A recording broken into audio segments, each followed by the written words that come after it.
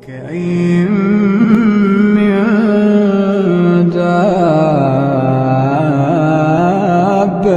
لا تحمل رزقها الله يرزقها وإياكم وهو السميع العليم.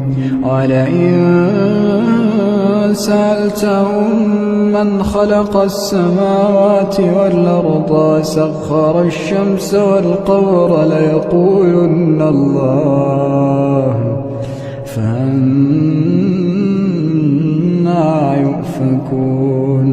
الله يبسط الرزق لمن يشاء من عباده ويقدر له إن الله بكل شيء عليم.